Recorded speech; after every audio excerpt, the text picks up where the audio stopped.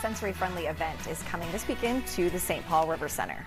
That's right. The Fraser Festival raises money to increase access to critical programs and services for families impacted by autism. This morning we're joined by autism advocate and artist Lindsay Moreland. Nice to have you here. Social media dog influencer Koda the Fluff, dogfluencer, I guess, and her owner Gina McKinstry. And both Koda and Lindsay will be at the event this weekend. And, you know, Koda just came into the newsroom and pretty much took over. Koda had a bigger entourage than anybody we've ever had before. That's all. Just going to put that out there. And she does have a driver's license, we understand. Yep, so she does.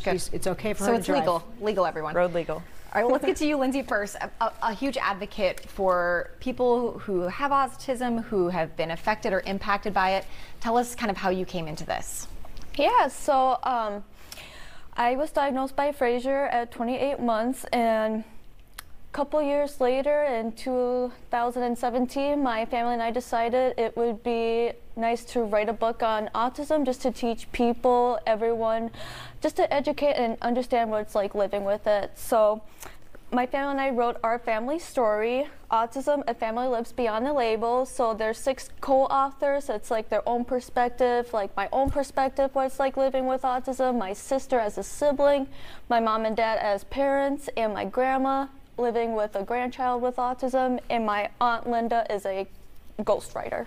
Wow. I don't know if there's a book out there with all those different perspectives, and that's unique. And then also, you are an artist, and that is something it sounds like you were kind of born to create. Tell us about what that's like and how maybe it is helpful for you. Yeah, so growing up, I love doing art. It's pretty much my therapy throughout my life. And then art became my gifted talent when I was 13 years old. Growing up, I was fascinated with the Titanic, so almost every day after school, I would draw the Titanic. And I just love doing different things like animals, still life, people and celebrities. I've been doing like graphite pencil drawing, and then later doing pen and ink and colored pencil. You're clearly talented. Tell me now if I have this wrong, but did you draw a picture of Koda, which is kind of what inspired the book?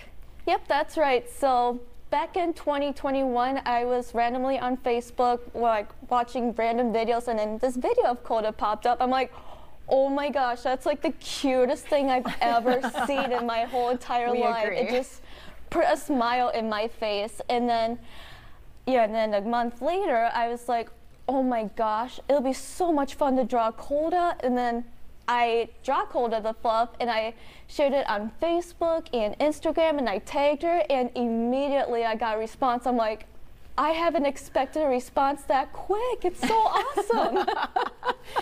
Well, we want to talk, it's understandable why you're fascinated by Koda. And Gina, if you could just tell us, you have worked with this organization, and obviously Koda helps kind of bring a little bit of media attention to having a pup that is so popular on Instagram and other social media sites. Yeah, absolutely. So Koda's actually a therapy dog, and that's how she got started, was with the car, is driving in and out of hospital rooms, helping distract people, from their medical issues or whatever they were dealing with, stress. And so when Lindsay messaged us, it was just really cool. It was something different. She's trying to high five me right now. Gert, get that. Can I have a high five? Thank you. So when Lindsay messaged us, I just thought it was awesome. It was so unique. I thought it was cool she took the time. And so Koda does a lot of educational projects as well. We actually pull her over with local law enforcement to teach safe driving practice reminders. And so I thought it'd be great if Lindsay illustrated a book of one of these instances. So it's just kind of fallen together and been really perfect. Can you do that high five one more time? You want to do another high five? We missed it earlier. Yeah, she's got to have. She's into it. She's got to have motivation. Sure, understandable. We all do. You want to do it? Yep. A treat. You want to put your hand out? A treat. High five? Yeah. High five? High five. Good girl. And what will Koda be doing at this event?